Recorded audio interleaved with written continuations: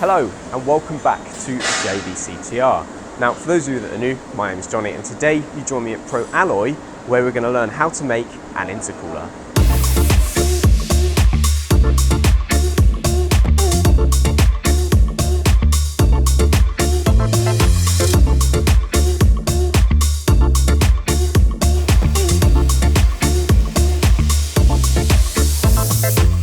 Now, as you can see, there is one hell of a lot going on here.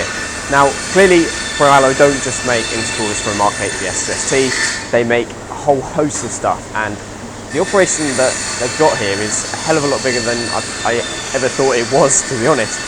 So here they do anything from radiators, to intercoolers, to fuel tanks, to even like one-off weird stuff, like I think they built a penny farthing once. So there's a lot of really cool stuff going on here, and behind all those processes are some really cool equipment as well. But of course, today we're here to see what it takes to make an intercooler from scratch, which I'm actually really looking forward to. But just so we're on the same page, and so we can all understand the reasons why they manufacture in the way they do, we first need to understand what an intercooler does and why you actually need an intercooler in the first place. So let's go somewhere a bit quieter, and we'll have a chat.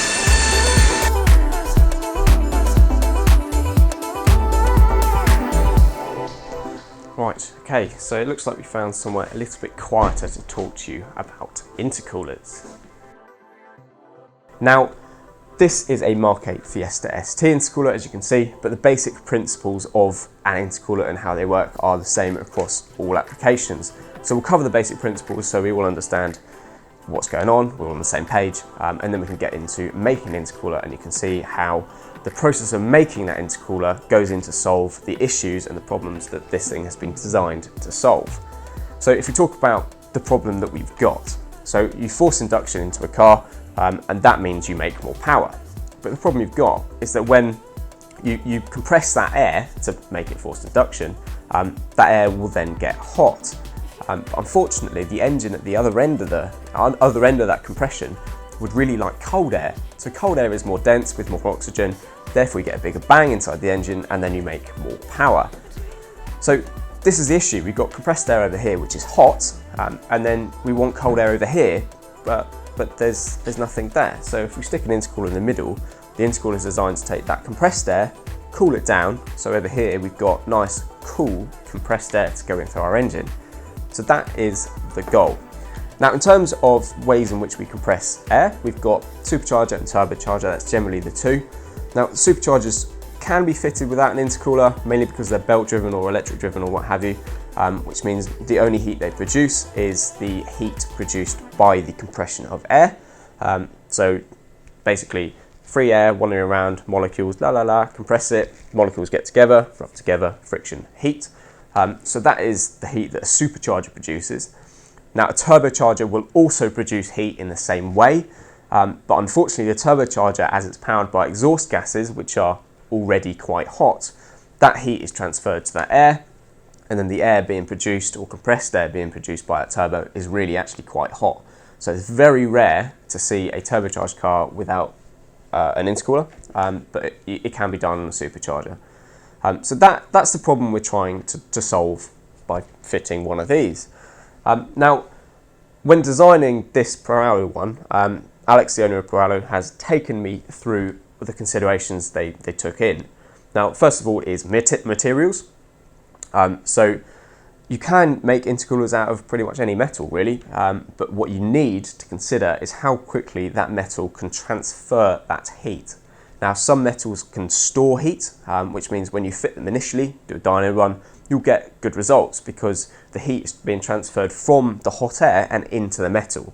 But if you run that car for any length of time, the metal will get hot, intercooler is hot, and then it's clearly not doing its job of cooling it down. So Pro Alloy have used alloy, or aluminium, I should say, and that means that it's really lightweight. The heat is dispersed straight through the metal, and that means that the metal stays cool, for one. And that means the transfer of heat from the air produced by the turbo to the air running through the intercooler is pretty quick, and that means we can get rid of our air nice and quickly. Now, the other design consideration that Pro Alloy have had to take in is actually the flow rate of the intercooler, which is something that I personally hadn't considered, and it was really interesting to learn about that. So of course, the turbo is producing compressed air. This side, it's got to get that compressed air into the engine, and if you stick something in the middle, that's going to slow that rate down. So the goal is to get this to slow that rate, that flow of air, as little as possible. Otherwise, if you've got something that's restrictive in the middle, you end up cranking the boost up on this side to produce the same boost at engine side. But unfortunately, by cranking up the boost, you then produce more heat, which then means the intercooler's got to work harder, and then you get into a vicious cycle. So as you can see here, the way in which Proallo have designed their intercooler, clearly it's a lot bigger than the standard one. But you can see that they've put this lovely bend up here. You can see it's slightly arched around. That is to really encourage the air to go up and really sort of make full use of the intercooler. And even down to these little details here, there's a little flange thing that sort of opens up to really sort of push that air out and make it nice and evenly spread right across the intercooler, and then really get it flowing across as quick as we can. So yeah, intercoolers are really quite interesting, and a whole lot more work goes into them than I could have ever imagined. So yeah, let's go see how you make one.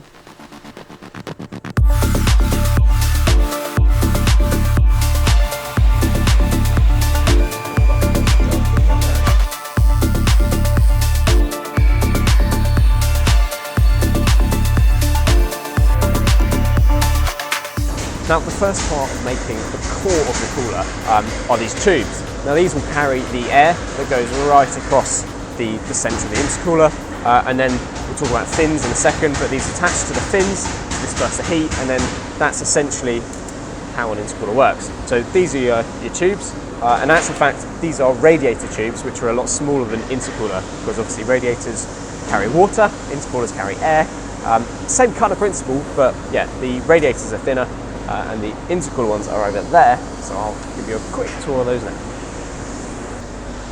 And as you can see, the intercooler ones are a hell of a lot fatter. So obviously these carries air as opposed to water, and as you can see down the end there, they're thin down the middle as well. So that's the main difference, is just size really, but otherwise they work on the same principles. Now, when it comes to making the other part of the core, which is the fins, it comes in like this. Now, this is 0.3 of a millimetre thick, obviously it's aluminium, and it comes in on this little roll thing.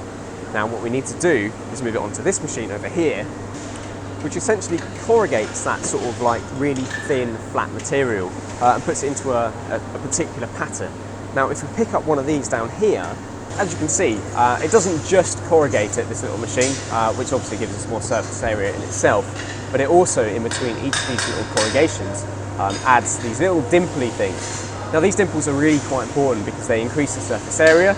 That means that there's more area for the heat from our compressed air, our hot air, to be dispelled into the ambient air that's passing through the intercooler.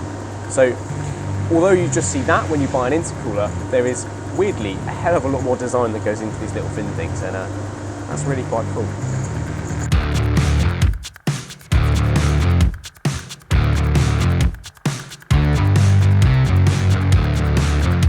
So now you have the two components of your core, it's just a case of assembling it.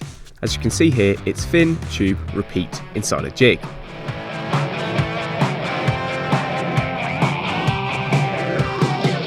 Next, it's time to make the plates that will hold the core together. Start by chopping the aluminium sheet to length. The holes for the tubes are then punched out exactly the right distance apart by this punch machine. An alcohol solution is used throughout the process to ensure it remains lubricated.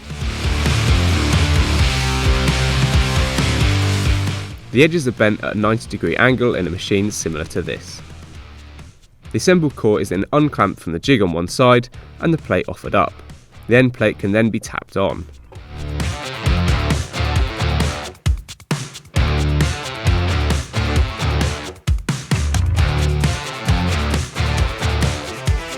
Now, when tapping the end plates onto a core, it's seriously important that all of these are really close to the end plate. So you've got your tubes and your fins all need to be pointing through this little end plate here, as you see, and all the way around that end plate really needs to be as close as possible to this. You'll see why in a second.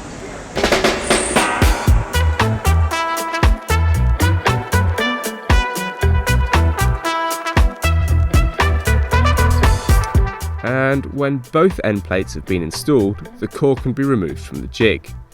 We then need to create the top and bottom plates, and this is done with a piece of aluminium bent at 90 degrees at each end using the same process as before. One last row of fins is then installed on both top and bottom of the core before the aluminium plate is placed on top, and the assembly is then held together temporarily. More lubrication is applied before the end plates are squared up by hand.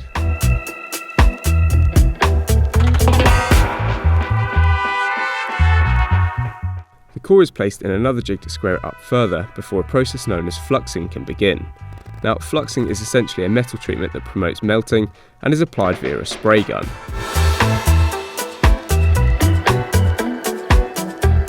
Firstly, the core is removed from the jig and the flux is applied to all sides.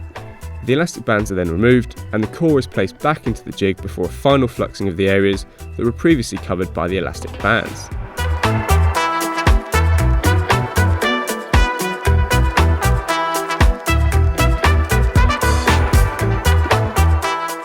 And then it's time to get the core in the oven.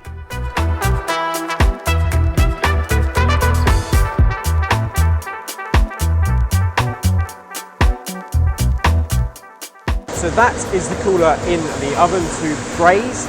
Now what brazing does is essentially it kind of like melts all the little clips and stuff together, so it all like forms together. So all the little fins that you see will all then melt and attach themselves to those tubes that we saw earlier. On the ends of the tank you'll see that the tubes all seal themselves up. So when it's a radiator, of course that all needs to be sealed up. This process is what does that.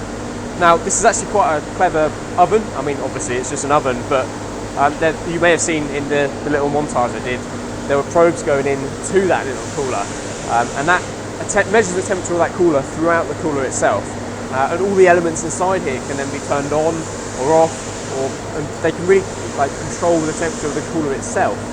Now this will heat it up to around about 580 degrees centigrade, something like that, which is just below the melting point of aluminium. That's what fuses the stuff together, and then those probes will keep it at that temperature. Once it's reached that temperature, it will be there for around about 10 seconds or so. Then the temperature will drop and it can be removed from the oven. And other than that, another interesting fact about this oven is that the owner of ProAlloy actually made this oven back in 2001, and it was in use at some other place, and they got the opportunity to buy it back. So now an oven that Alex has made is back in his shop, which is quite cool and a nice little story.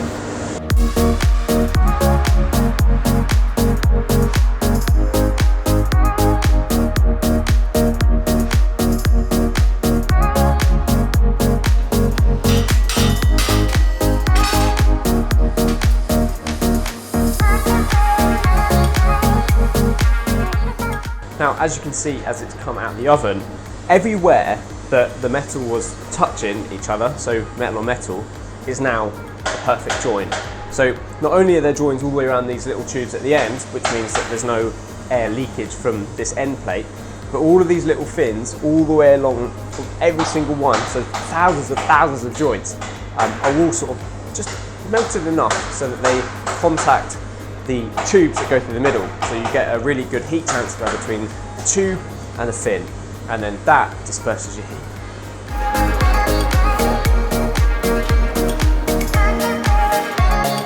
The core is still hot and the metal is still soft. A final square up of the core can take place, which is the last stage of core production before we can attach the end tanks.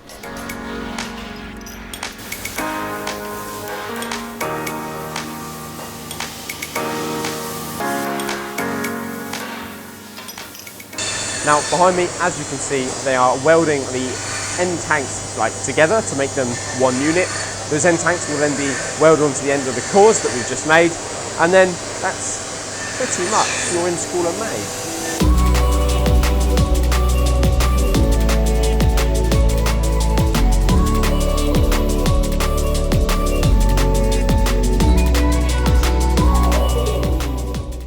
All coolers, radiators and fuel tanks are then pressure tested at 30 psi to ensure that there's no leaks.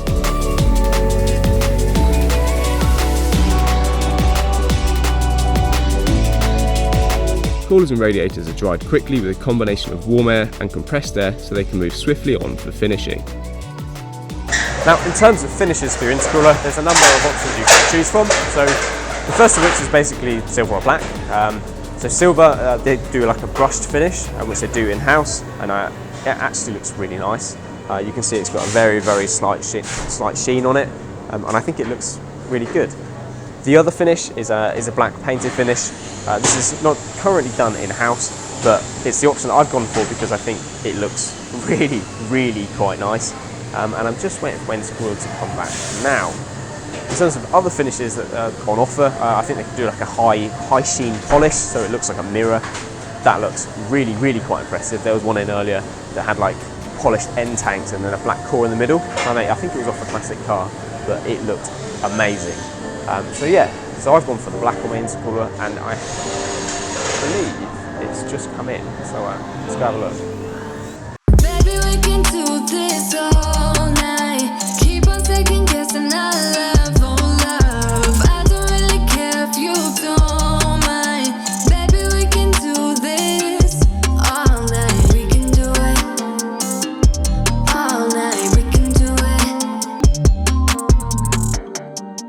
And here is the final product. As you can see, we've got the nice little logo at the top, lovely in black. So hopefully you should be able to notice the fact it's fitted to the car, but it shouldn't grab your eye if you were to be walking past. So at least that's the look I'm going for. So today has been a massive eye-opener to me. I had no idea just how much manual labour and generally hard work goes into making one of these, and it's really cool to follow the process right the way through and actually take one home at the end is also quite nice.